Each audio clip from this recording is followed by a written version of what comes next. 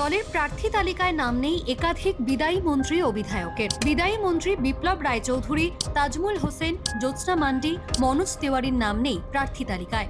মন্ত্রীদের বাদ দেওয়ার সিদ্ধান্ত ঘিরে ইতিমধ্যেই রাজনৈতিক মহলে শুরু হয়েছে জোর জল্পনা।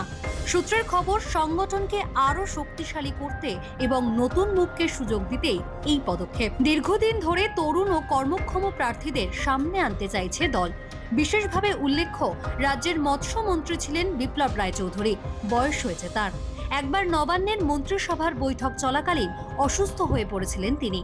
উদ্বেগে পড়েছিলেন মুখ্যমন্ত্রী সহ অন্যান্য মন্ত্রী। বিপ্লব বাবুর শারীরিক পরিস্থিতি ভেবে তাকে দল বিধায়ক পদ থেকে অব্যাহতি দিয়েছে বলে সূত্রের খবর। এছাড়াও তার কাজের প্রতিও খুব একটা সন্তুষ্ট দলনেত্রী মমতা বন্দ্যোপাধ্যায় ছিলেন না বলেই খবর।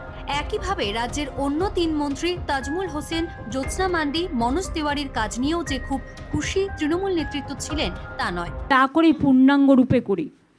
যাদের দিতে পারিনি তাদের আমি পার্টিতে বা কোনো কাজে অ্যাডজাস্ট করব, তারা যেন আমাকে ভুল না বোঝেন। কারণ সব নির্বাচনেও কিছু কিছু নতুন নিয়ে আসতে হয়, কিছু কিছু পুরাতনকে অন্য কাজে লাগাতে হয়। আশা করি সবাই দলবদ্ধভাবে, ঐক্যবদ্ধভাবে, জোটবদ্ধভাবে দল যে সিদ্ধান্ত নিয়েছে এটা সর্বসম্মত সিদ্ধান্ত। এই সিদ্ধান্ত অনুযায়ী যেন কাজটা করেন। তবে তালিকা থেকে বাদ পড়া নেতাদের মধ্যে কেউ প্রকাশ্যে ক্ষোভ না দেখালেও অন্দরে অসন্তোষ বাড়ছে বলেই মনে করা হচ্ছে। অনেকেই বিষয়টি নিয়ে দলীয় নেতৃত্বের সঙ্গে যোগাযোগ রাখছেন। মমতা বন্দ্যোপাধ্যায় আগেই ইঙ্গিত দিয়েছিলেন এবার প্রার্থী বাছাইয়ে চমক থাকতে পারে। তার কথারই প্রতিফলন দেখা গেল তালিকায়। রাজনৈতিক বিশেষজ্ঞদের একাংশের মতে এই সিদ্ধান্তে একদিকে যেমন নতুন প্রজন্মকে তুলে আনার চেষ্টা, অন্যদিকে দলীয় অন্দরের ভারসাম্য রক্ষার কৌশলও থাকতে পারে। এখন দেখার বিষয়, বাদ পড়া নেতারা শেষ পর্যন্ত কি অবস্থা নেন এবং এই সিদ্ধান্ত নির্বাচনে কতটা প্রভাব ফেলে। ইতিমধ্যেই প্রার্থী তালিকা প্রকাশ করেছেন মমতা বন্দ্যোপাধ্যায়, অভিষেক বন্দ্যোপাধ্যায়। এবারের প্রার্থী তালিকা থেকে ৭৪ জন মন্ত্রী বিধায়কের নাম বাদ গিয়েছে।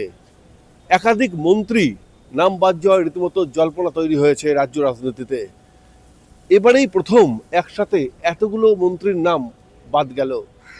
নতুন প্রজন্মকে তুলে আনার কারণেই কি এতগুলো মন্ত্রীর নাম বাদ দেওয়া হলো, সেই প্রশ্ন উঠতে শুরু করেছে।